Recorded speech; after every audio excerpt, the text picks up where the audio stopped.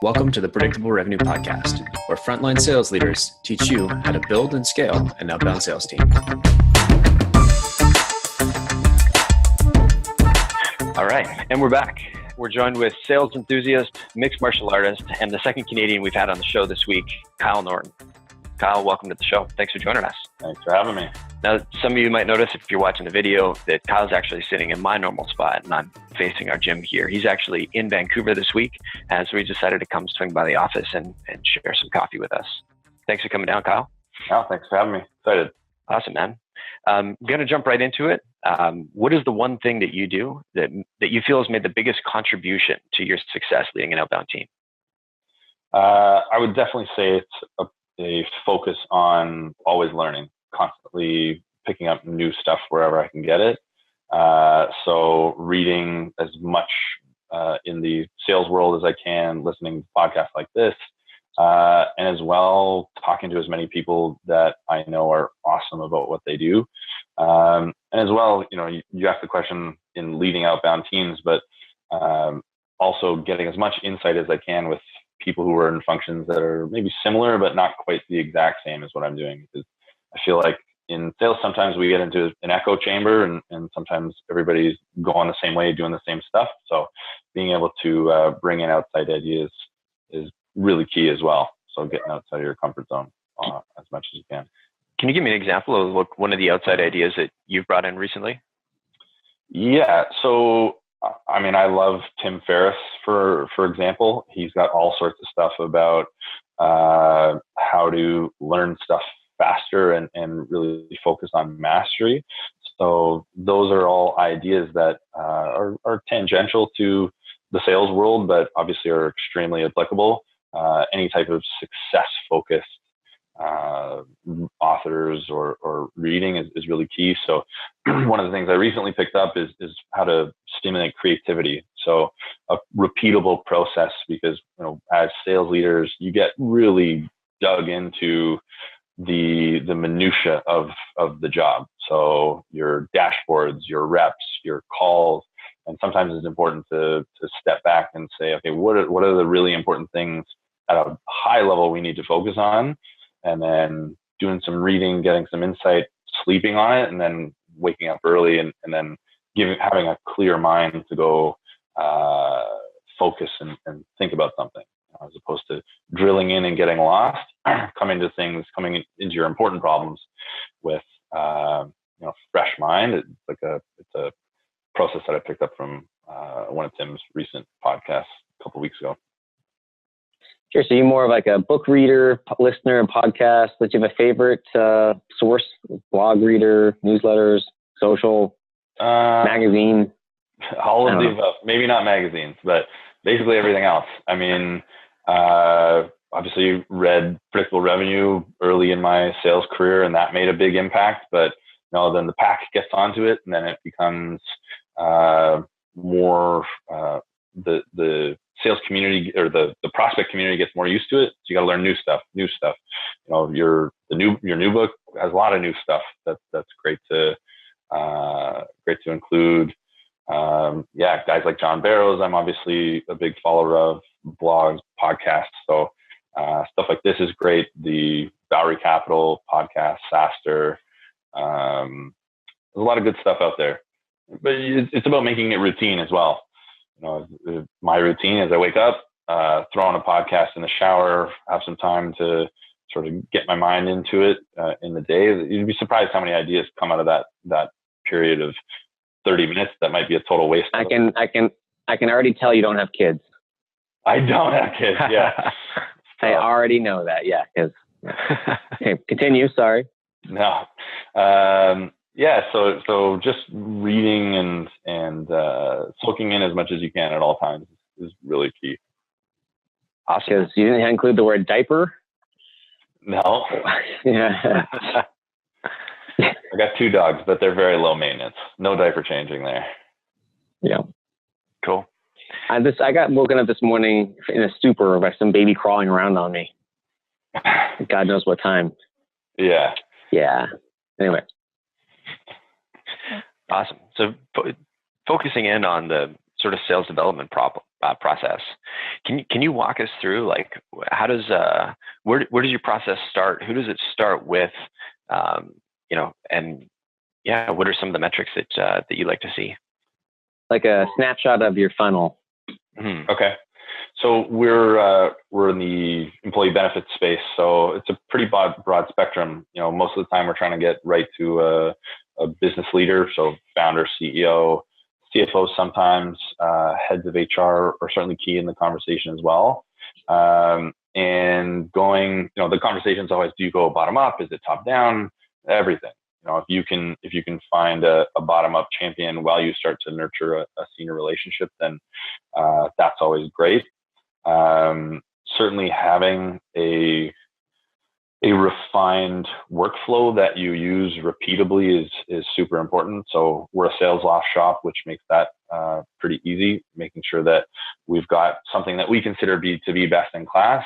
And in terms of touch point 1 through 12 over 12 business days is our cadence. Can we dive in on that? Yeah, like walk us through, like, what's a day in the life? Like, how does somebody get into your sequence or cadence? And then, like, what are some of the actual activity goals for your sales development reps? Yeah. So on the workflow side, it's always call with a voicemail first, getting that familiarity, somebody just hearing your voice, seeing the number come up, so that when an email comes in, there's that mere familiarity effect from psychology that we're hoping to take over. So you'll increase your open rates, and obviously we want to have a conversation. That's best case scenario. So it's call with a voicemail, email on day one, really personal but super light on the we are league benefits, we are the digital alternative. Like no elevator pitch, just something interesting. The impact we've made somewhere. So can you elaborate there? Like, this is, hey, we've, something interesting. I just read, I saw this cool cat picture on BuzzFeed, or define interesting. Not quite. So always something about. Dude, was that you drinking on the office Christmas party picture I saw on your Instagram feed of Big League? Yeah. So something that's relevant and personal to them. Obviously, no one cares about what we do. No one cares who I am. They only care about their business. So talking about something that is tangential to what we ultimately want to speak about, which is benefits, but we're not leaping in with something that's in that specific area. So, hey, notice that you posted an article about this to do with culture, or this to do with workplace productivity, or I see you're connected to this person.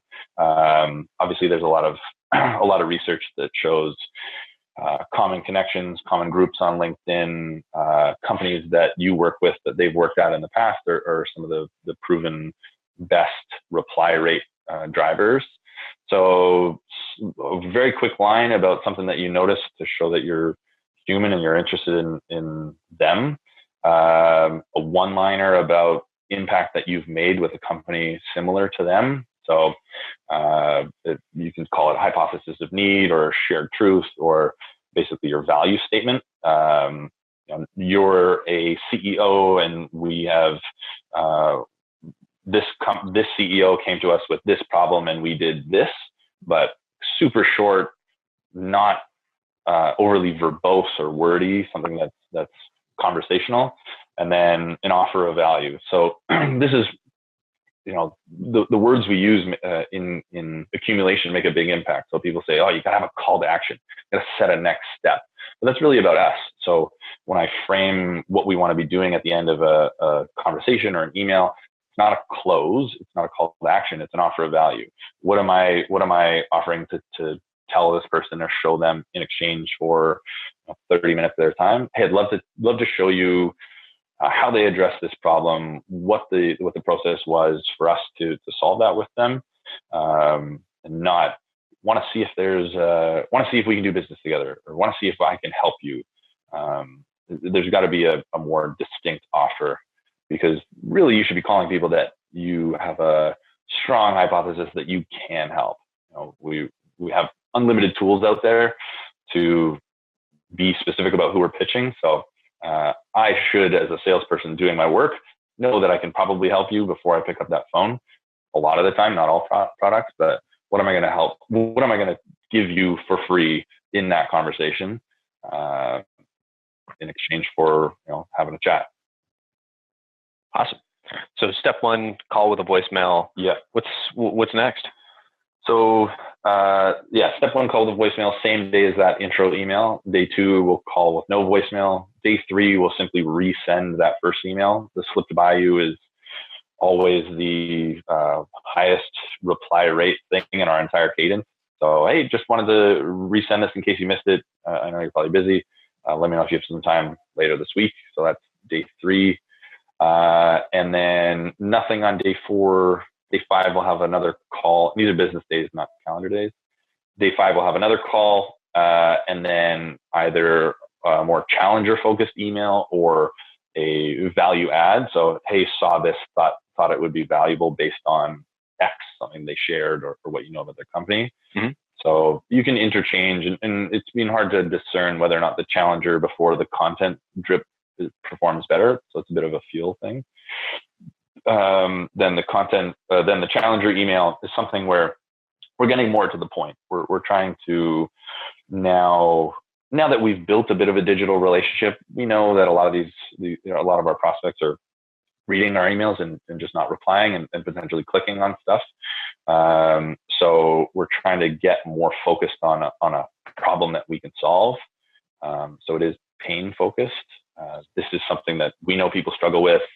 If you see this, then it's probably something that we can help solve. We should have a conversation. So it's getting a little bit more forward. And then there's a LinkedIn ad shortly after that. You can shoot them a quick note on LinkedIn saying, hey, just wanted to fire you a note. I sent you a couple emails, not sure if you saw them. So we're getting an additional touch point. As many tools as we can is great. And then you're moving into a couple more calls, and some Twitter interaction if you can, as long as it's sort of a tier type lead. We'll start doing that level of effort, and then a professional persistence email. So much like it's a little bit like the breakup email. We don't use the humorous breakup email. It's more of a, hey, I hope you can appreciate my professional persistence. The reason that I did want to make another attempt to connect is, and then it's something that is as impactful as you can be. And then that's where you're saying, if it's not of interest, just let me know and we can part ways. And that's basically the cadence. Yeah. Gotcha. So it's always phone first and then it's strictly email and social afterwards. No. There's calls interspersed. There's some calls in there. Yeah.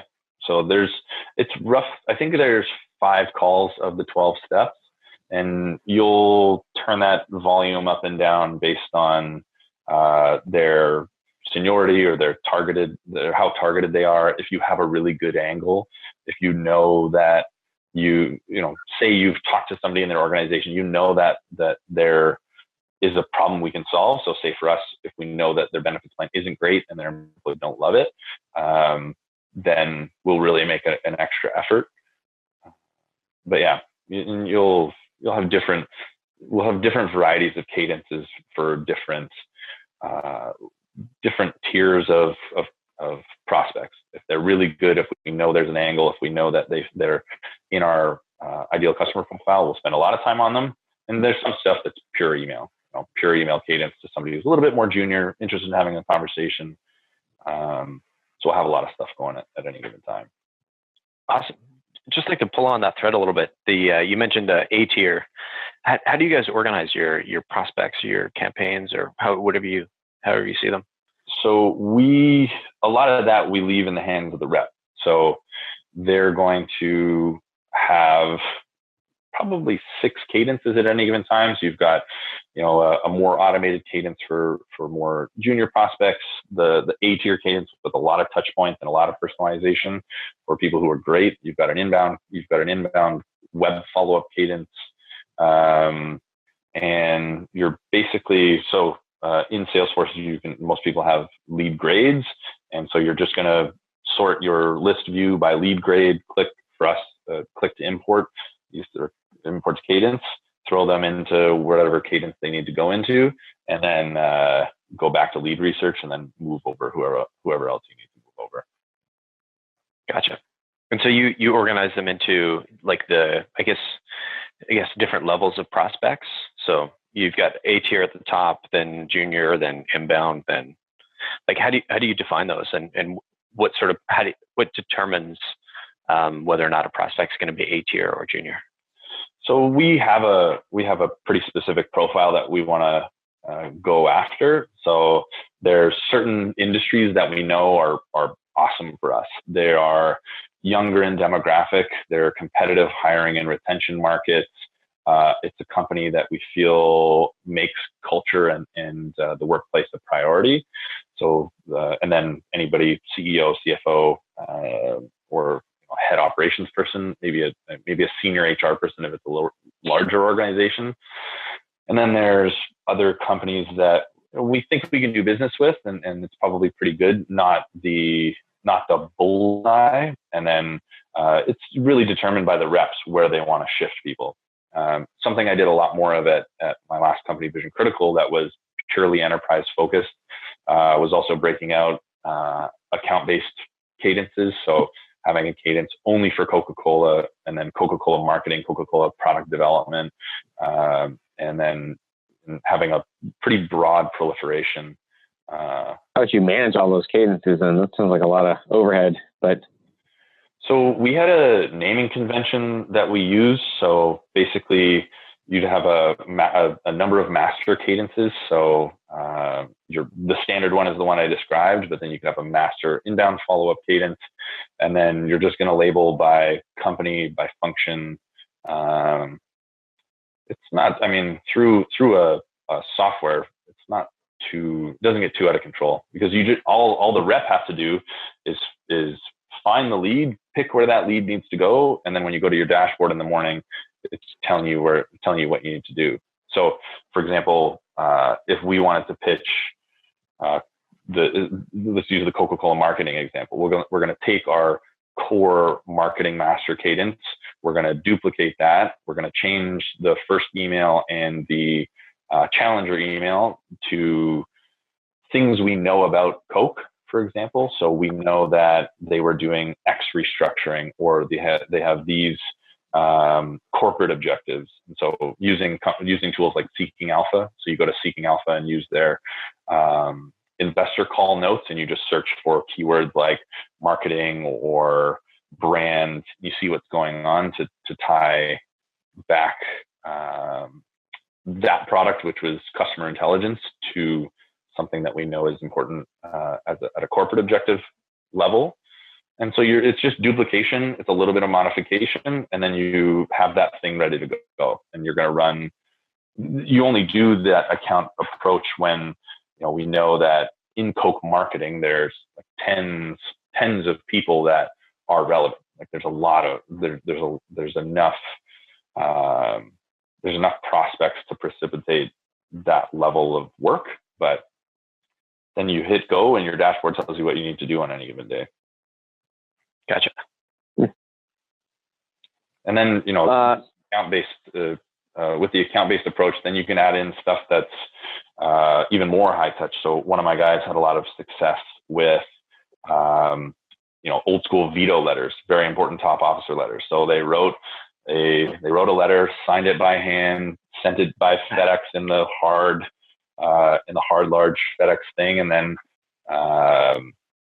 called right after they knew it was going to be delivered. So that was a very senior person at a big retailer, and it was a meeting that was of huge value for the company. So you're just going to keep adding more and more effort as people are more and more important. It's like Jeff Bezos flamed that guy on Twitter because he sent him that stock email saying, "Hey, I don't know if you know, we work with companies like Amazon." You got to be careful that as you're going up the chain, you're putting in the effort in to get that quality of meeting.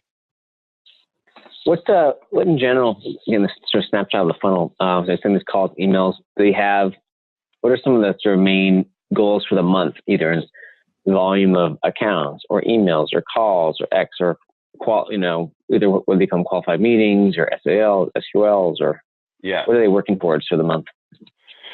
So in our environment now, we want the BDRs to be generating 20 qualified sales accepted opportunities. So things that have gone to demo and are qualified on an ANAM criteria.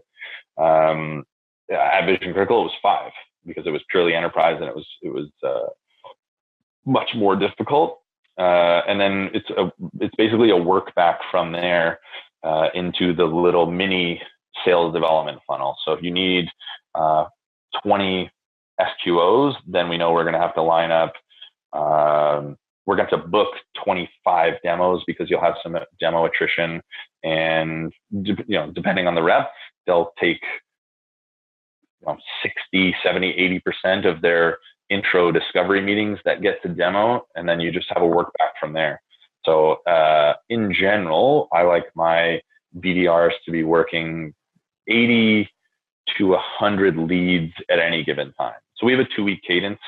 It's a 12-day, 2-week cadence. So you can roughly have, at the upper end, 100 leads move through your process. If you're doing properly. Accounts, you mean? Those are leads. Companies or people? Those are people. So then fewer people, accounts. Okay. So we'll in a 100-person organization, we're only going to work 2 or 3 people.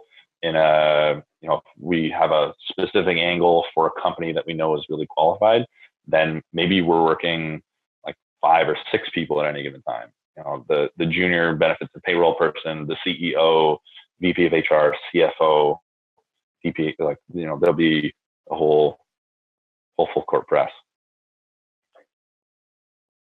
And, as your reps are more experienced, I don't worry as much about that metric. I worry more about what's coming out, because if they're going to be more targeted and work fewer leads but better, I'm okay with that.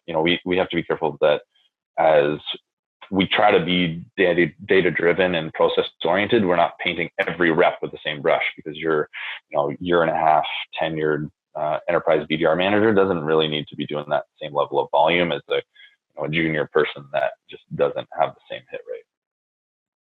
So, and how many people are on your team, and do you divide them up into segments in any way or not? Yeah, so we have a team of 10 reps now. So 6 AEs, 4 BDRs. We're not doing any really formal segmentation. Previously at Vision Critical, I had 25 reps in North America and then a smattering globally, and then they were all vertically aligned. So we're moving in the new year to a pretty standard SMB mid-market enterprise structure. As we're taking our team of 10 and we're hiring 11 BDRs and 11 AEs over the next month and a half. So that's when we need the refinement in terms of who's doing what and how we're segmenting. Right now, it's I was saying to Collin earlier, you in your book, you talk about those 4 types of sales VPs, and we feel like we're trying to do 3 of them right now. So we're evangelizing, we're trying to build a repeatable system. We're also doing a bunch of experimentation to see how far up market we can go. So we haven't put a lot of shackles on people in terms of who's doing what, because we don't know yet. Maybe we can go do a deal with a true enterprise type company. So I want people to have the freedom to experiment with, 10 to 20% of their time. Let's not invest entire weeks on experimental stuff and risk, burning a good chunk of time. But I encourage all my reps to do at least like 10 to 20% of the people in their funnel as things with an upside if it works out. And that's worked awesome for us. One of my fresh new reps straight out of school, super bright guy, went and got us meetings with 1,000-person companies, and if we'd put him in a box, he would have been doing SMB mid-market stuff. So he used his experimentation time, and we got big revenue out of it. Okay. Sorry, last question here. We were mentioning Canadian prospecting and prospecting in Canada. Are these businesses all in Canada? Did you say you're going to move in the US, not there yet? And if so, how do you send them emails? Which is, for those of you listening, cold emailing in Canada is, banned or supposed to be. Yeah. So this is the first time in my career that I've actually sold exclusively to Canada. I've always worked for companies where, in my last team, out of 25 guys, one guy was selling to Canada. So there's a lot of ways around CAN spam, which is the legislation, or CASL, the legislation that you're referring to. I always get those two mixed up. Yeah, especially I don't do much Canada stuff. LinkedIn is a good tool to communicate with people because it doesn't fall under that legislation. Asking for emails on the phone. So if you want to send the CEO an email, calling the front desk and asking for that email, if it's given to you, then you're allowed to send that correspondence. And I think a lot of it as well is if you're out there flamethrowering an industry and just emailing everybody with no value add type stuff, then yeah, you got to be a lot more cautious. If you're emailing people with a targeted approach, and they can appreciate it's personalized and you're here to help, and you're coming across in a genuine, not crappy way. If you do it respectfully with some humility, then you don't really have much concern. But yeah, certainly you have to have your opt-out links in there. You've got to be careful where you're sourcing your emails from, and treating people with respect as well. It's the same thing with the States. There are restrictions, but you don't have to be as worried as long as you're not letting your reps just go send out thousands of emails at a time to a blanket prospect list. Mm-hmm. Right on. So we got, I just want to keep us on track for time here. I have two last questions that we want to sort of wrap with here. Can you tell me about something that you screwed up when you're building your first outbound team? Oh, where to start? I think one of the most important things, and one of the things I'm most focused on now, is the culture that you set within your team. As a new manager, moving up and having a team, it's really easy to be way too intense and set a metrics only type environment and forget that these are people that you're working with. And so one of the things that we're really focused on is making sure that we have an orientation as a team that gets people to prospect the right way and go about their business in a way that is good for the client and good for us. The thing that's always thrown around is people don't need salespeople as much anymore. So I think creating a culture where people are encouraged to have some experimentation and be empowered to be creative and work really hard. We have an environment where we all are charging pretty hard, but it's a servant leadership mentality. It's not a top-down micromanagement style. And I think for sure as an early leader, I was trying to set too much of a pace and push myself too much on people, and really get them going by really pushing and being metrics focused and breathing down people's necks. And certainly that in a long-term, to build a sustainable large team where you're going to have great leadership talent coming out of it doesn't really work. So I would say that's definitely a big thing, and something I work with my reps on all the time. So when you were in the early days, don't be an asshole. Yeah. Exactly. But I mean, it seems like an obvious thing, but the interesting thing about sales is, to be a great rep, you have to be really selfish. You have to be focused on yourself and your your funnel and really doing your thing. And it's hard to make the shift to being now 100% outwardly focused. You don't matter anymore. No one, like, I'm not doing any actual work. I'm not picking up the phone. I'm not the one emailing and hustling. I get on a lot of calls. I mean, I love being on the phones with the guys, but like, they are doing the hard work, and having that servant leadership mentality is certainly something that takes a little bit of time to get used to, because you're vulnerable. Like, if you empower your team and you lay off the metrics a little bit, then you become vulnerable. Then people might not do it. You expose yourself. And I feel like that's a hard thing, especially in sales, where it's like very ego driven and there is this sort of machismo. To be vulnerable as a leader, I mean, it takes a lot. And but once you start letting go a little bit, you see it's like, wow, these people are actually super enthusiastic about what we're doing and are working as hard as I could have possibly asked, and are doing it in the right way. I feel like that takes a while to get used to. Cool. So don't be an asshole, and treat your team like adults. Yeah, I mean, even farther than that.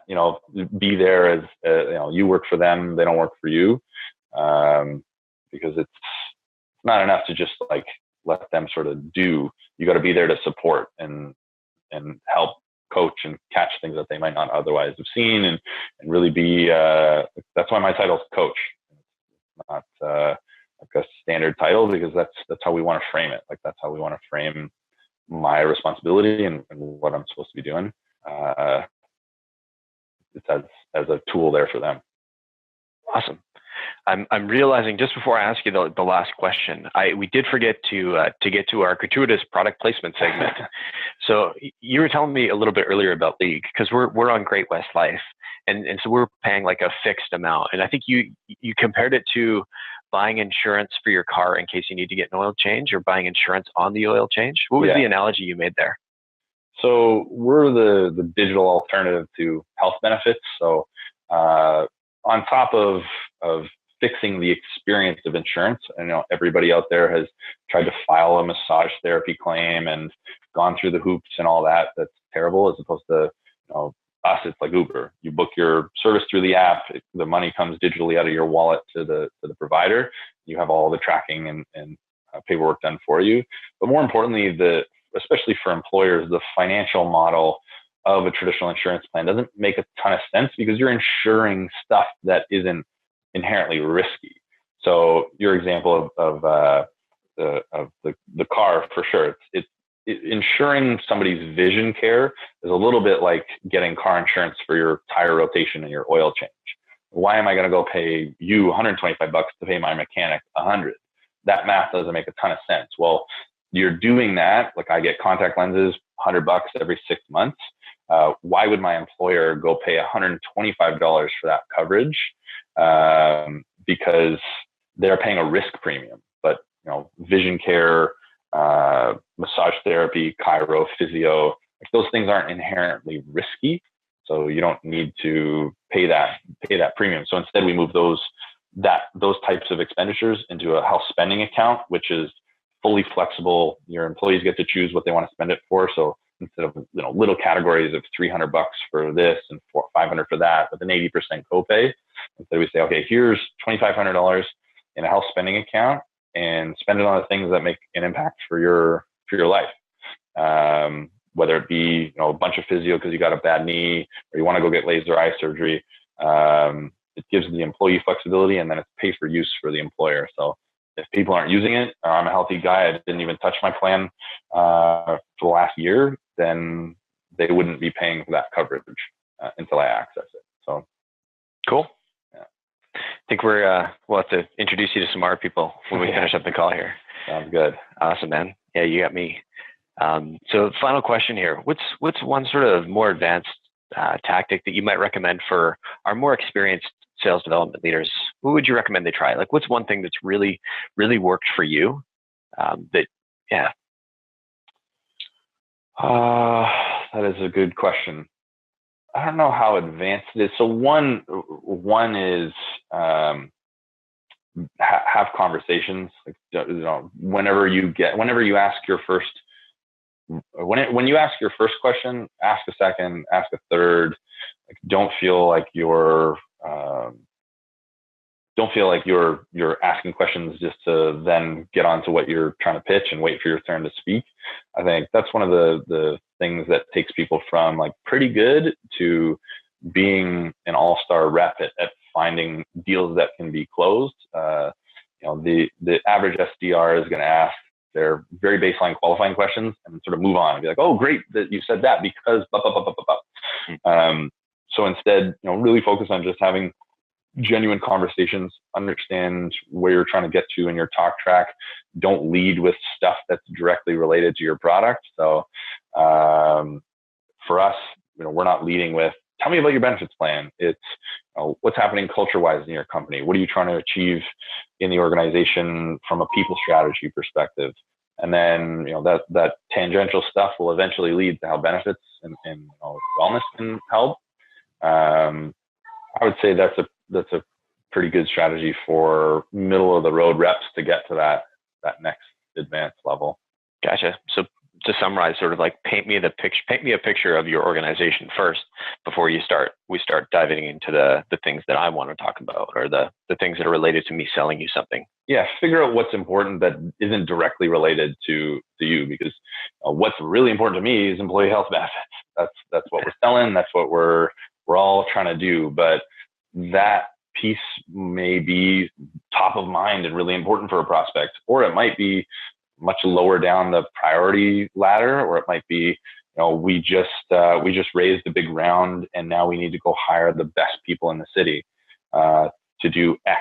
So we can certainly support something like that and help people recruit and retain, from a wellness perspective. Or it might be, wasn't a great year. We have to look at all pieces of the business and save costs. We can also have a pretty big impact on that. Or maybe it's just stuff that has nothing to do with us, but it's good to understand. It's good to understand the world of your prospect, and as many non selling conversations as you can have with your prospects is great. So something that we're lining up for Q1 is bringing in heads of HR and business leaders from around Toronto to talk about their business and people and culture and their companies, and have nothing to do with benefits. Like, don't come in and tell us what's wrong with benefits. That's not really what's important. We want to understand what's important to our buyers in general. Like, you'll have better conversations. You'll have a better ability to understand where your product fits or doesn't fit. Like, I would say that's another advanced, like even really good reps have a lot of trouble with, is qualifying out. The product is not always a fit, and especially selling in Canada, like, people aren't going to tell you no. People are going to let you talk and maybe have another meeting and then go dark and let you call them and chase them. Like, that's a more Canadian thing than the States. But having an understanding of, okay, even if this is a really good company on paper and you're talking to the CEO, if like very clearly there's way bigger priorities on that person's plate right now, maybe this isn't the best person for you to spend your time, because what's the one resource that you have as a rep is your time. So investing that and not being afraid to qualify out and say, timing's not right, rather than spending half an hour writing the ultimate objection handle email and try to cram a product down somebody's throat and then calling another person in that company to see if you can restart it. You want to hustle and you want to do those things.